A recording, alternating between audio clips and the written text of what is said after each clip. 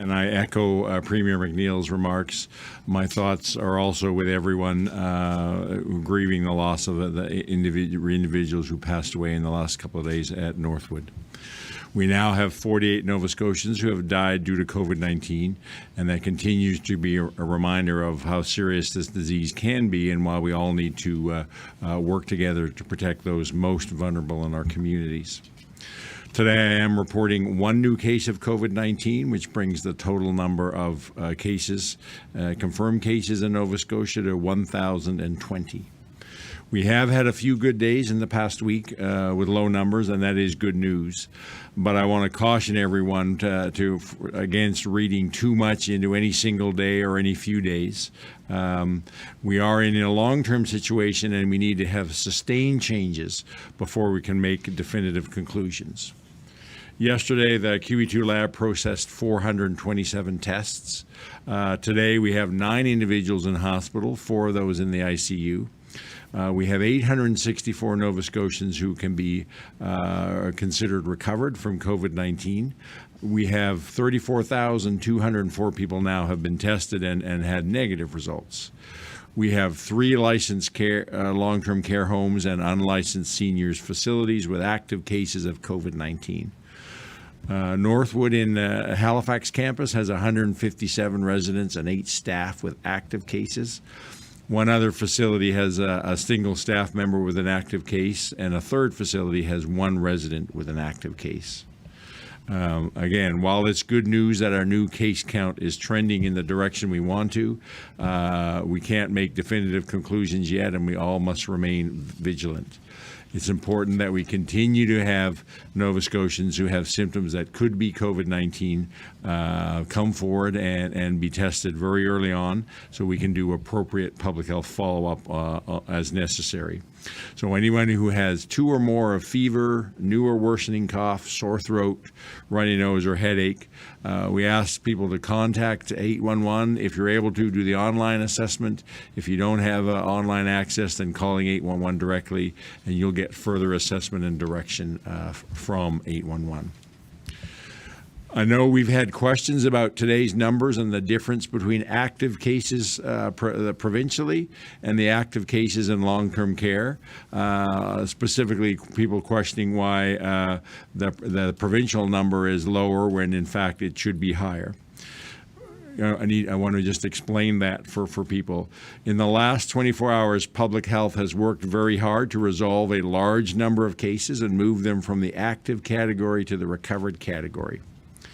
Unfortunately, we're in the situation where our long-term care data comes from a different data source than the Public Health Panorama program and is on a different timeline. So that same work has not yet been able to be done specifically with that long-term care data source. We are working hard between long-term care and public health to make sure that 2 data systems become more consistent and resolve this issue. And so that work is underway right now. So that is the explanation. But if people are looking for the source of truth, the true number and the number of active cases is the provincial number, not the long-term care number, which lags behind for the reasons that I specified. As Premier McNeil said, this week is National Nursing Week, and I do want to take a moment to acknowledge and thank all the nurses in our province for everything they do. Nurses work in many environments, in hospitals, schools, long-term care, and public health, at post-secondary institutions and other places, often with our most vulnerable, and their contributions to the healthcare system cannot be overstated.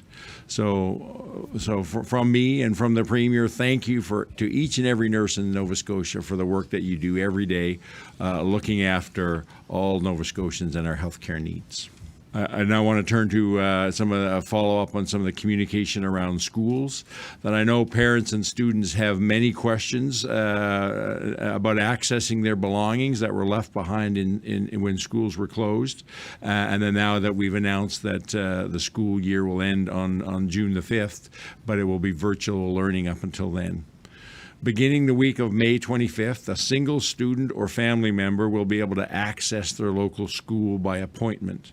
Staff in my office are giving public health advice to the Department of Education and Early Childhood Development around this process to ensure that it can be done safely. Access to schools will be by appointment to ensure that we can respect the public health principles of social distancing and limited numbers.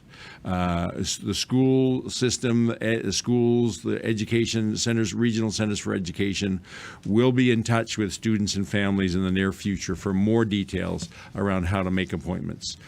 We wanted to make sure families were aware that the steps will be put in place where you can retrieve or students can go and retrieve their own materials from the schools. I want to end by talking about growing information around the link between smoking, vaping, and COVID-19. Yesterday, the World Health Organization issued a statement about smoking and COVID-19, and it's important that we understand that this evolving evidence. Certainly, we know COVID-19 is an infection of the lungs. It's a respiratory disease. Smoking and vaping are well-known risk factors for a broad range of respiratory conditions and illnesses. We now have evidence, studies that have been brought together and examined by the World Health Organization now find that smokers are more likely to develop severe COVID-19 disease when compared to non-smokers. That's because of the direct links with smoking, the harms on the respiratory system, but smoking also has negative impacts on our immune systems, increases the risk of other diseases which create vulnerabilities for COVID-19, such as diabetes, heart disease, and cancer. So all of those diseases put people at increased risk for developing severe COVID-19 disease. Quite simply, smoking and vaping may not only, in addition, put you at greater risk, they may worsening the symptoms if you do contract COVID-19. They certainly will impede somebody's ability to recover successfully or fully. Since COVID-19, and we know is going to be with us for a while, my message today is that if you smoke or vape, it could be it certainly will be impacting your health and also putting you at increased risk for severe illness and poor outcomes if you do get COVID-19. So I want to make sure people are aware that if they smoke or vape, that there are resources to help them with this. You can talk with your doctor, pharmacist, or other healthcare provider. Calling 811 it can connect you with services and supports that help to quit smoking or vaping. Tobacco Free Nova Scotia's website at tobaccofree.novascotia.ca also has a lot of resources there. It's important that people understand this, and if they are in a place where they're ready to consider quitting smoking or vaping or even reducing their use of those products, that they reach out for help. Now is the time to do it if you're in that position.